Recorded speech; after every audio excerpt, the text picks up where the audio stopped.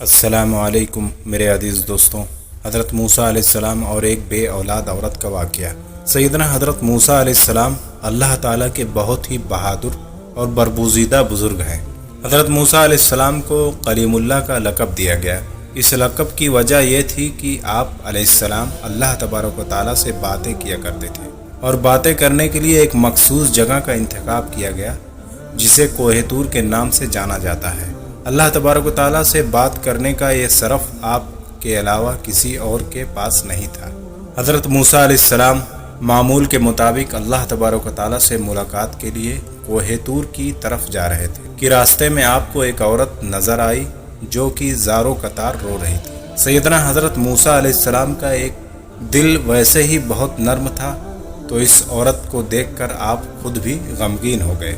حضرت موسیٰ علیہ السلام سے رہا نہ گیا اور اس عورت سے اس کی پریشانی کا سبب پوچھا۔ اس عورت نے حضرت موسیٰ علیہ السلام سے روتے ہوئے بتایا کہ وہ بے اولاد ہے اور لوگ اسے بے اولاد ہونے کا طعنہ دیتے ہیں۔ اس عورت نے حضرت موسیٰ علیہ السلام سے گزارش کی کہ وہ اللہ تبارک و تعالیٰ سے یہ دریافت کرے کہ اس کو کبھی اولاد ہوگی یا نہیں۔ وہ عورت جانتی تھی کہ حضرت موسیٰ علیہ السلام اللہ تبارک و تعالیٰ سے ہم کلام ہوتے ہیں۔ حضرت موسیٰ علیہ السلام نے اس عورت کو یقین دلایا کہ وہ اللہ تعالیٰ سے اس معاملے کا ذکر ضرور کریں گے، اور اس کے بعد آپ علیہ السلام پھر سے کوہ طور کی طرف روانہ ہو گئے۔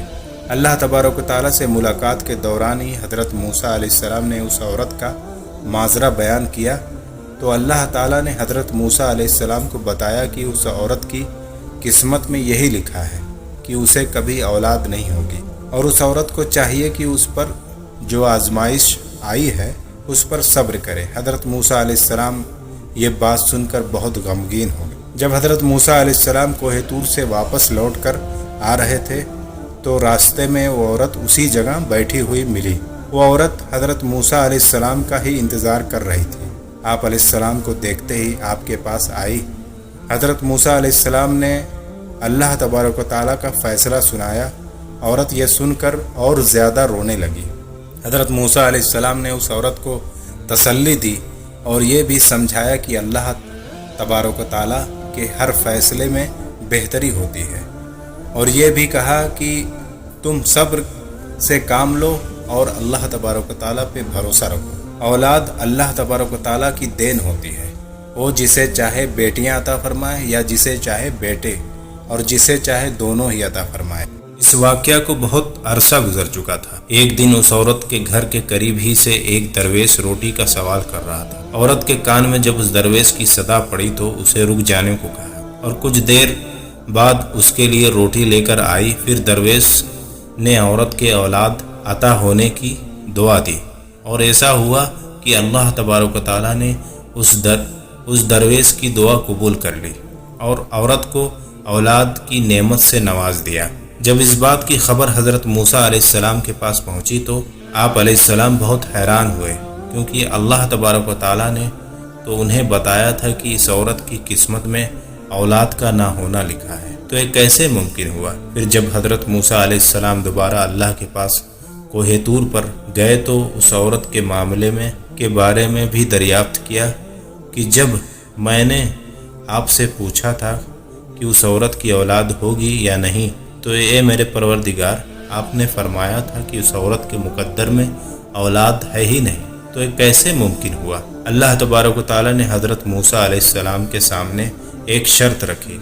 آپ علیہ السلام کو انسان کا گوشت لانے کو کہا۔ جب اللہ تبارک و تعالیٰ انبیاء کرام کو کسی چیز کا حکم دیا کرتے تھے تو کوئی بھی اللہ تبارک و تعالیٰ سے سوال نہیں کرتا تھا، اس لیے سیدنا حضرت موسیٰ علیہ السلام نے بھی اللہ رب العزت کی اس شرط پر کوئی سوال نہیں کیا، اور اپنی بستی میں جا کر لوگوں کو اللہ کا حکم سنایا۔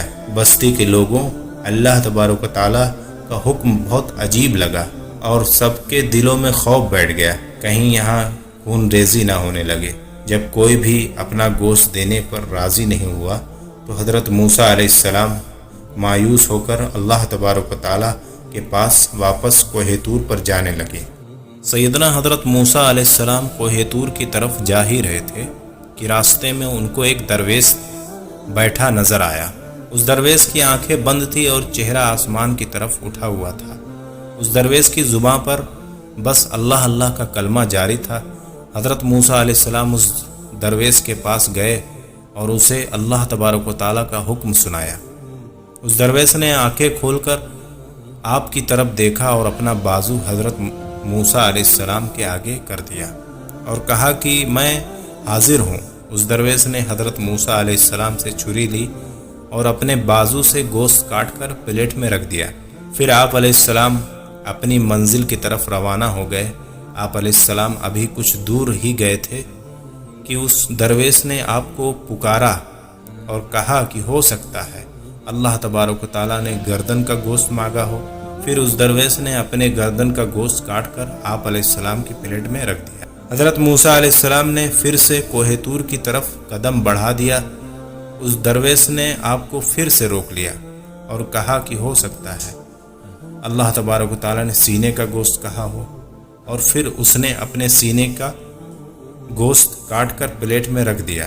اس نے اپنے جسم کے مختلف حصوں کا گوشت کاٹ کر پلیٹ میں رکھا۔ حضرت موسیٰ علیہ السلام نے اس گوشت سے بھری پلیٹ کو کوہ طور کی طرف اللہ تبارک و تعالیٰ کے سامنے پیش کیا۔ اللہ تبارک و تعالیٰ نے حضرت موسیٰ علیہ السلام سے پوچھا کہ یہ گوشت کس سے لائے ہو؟ تو حضرت موسیٰ علیہ السلام نے سارا قصہ بیان کیا۔ اللہ تبارک و تعالیٰ نے فرمایا، اے موسیٰ، اے میرے بندے، مجھ سے عشق ہے، اور اس عشق کی حد دیکھو۔ اس نے اپنے تکلیف کا نہیں سوچا بلکہ میری رضا اور خوشی کی خاطر اپنے جسم کا گوشت کاٹ کر تمہارے سامنے رکھ دیا۔ اے موسیٰ، اب مجھے تم خود بتاؤ کہ یہ میرا بندہ مجھ سے عشق میں خود سے بھی بے پرواہ ہے۔ جب وہ مجھ سے کوئی سوال کرے تو اس کی دعا کیوں نہ قبول کروں گا؟ اے موسیٰ، اے میرا وہی بندہ ہے جس نے مجھ سے اس عورت کے حوالے سے سوال کیا تھا۔ میرے اس بندہ نے اس عورت کے لیے مجھ سے دعا کی تھی، تو بھلا میں کیسے اس کی حاجت پوری نہیں کرتا؟ یہی وجہ ہے کہ میں نے اس کی تقدیر میں لکھا کو پلٹ دیا۔ جو بندے میری خاطر اپنے آپ کو قربان کرنے کے لیے راضی ہو جاتے ہیں تو ان کی بات کو کیسے رد کر سکتا ہوں؟ موسیٰ علیہ السلام کی یہ بات سن کر بہت حیران اور خوش ہوئے۔ اس چھوٹے سے قصے میں ہمیں یہ سبق ملتا ہے کہ اللہ تبارک و تعالیٰ نے جو بھی ہمیں زندگی میں عطا کر رکھا ہے اس کی شکر گزاری کرنی چاہیے اور دوسروں کی مدد میں پیش رہنا چاہیے۔ آپ کو نہیں پتہ ہوتا کہ کون سا عمل اللہ تبارک و تعالیٰ کو پسند آ جائے اور آپ کا کام ہو جائے۔ اور جب بھی اللہ تبارک و تعالیٰ کے لیے قربانی دینے کا موقع ملے تو اپنی جان بھی دینے سے گریز نہ کریں۔ میرے پیارے مسلمان بھائیوں اور بہنوں، اگر آپ کو ہماری یہ معلوماتی واقعہ پسند آیا ہو تو اپنے دوستوں اور رشتہ داروں کے ساتھ شیئر کریں۔ میرے چینل کو سبسکرائب کر لیں۔ جزاک اللہ خیر۔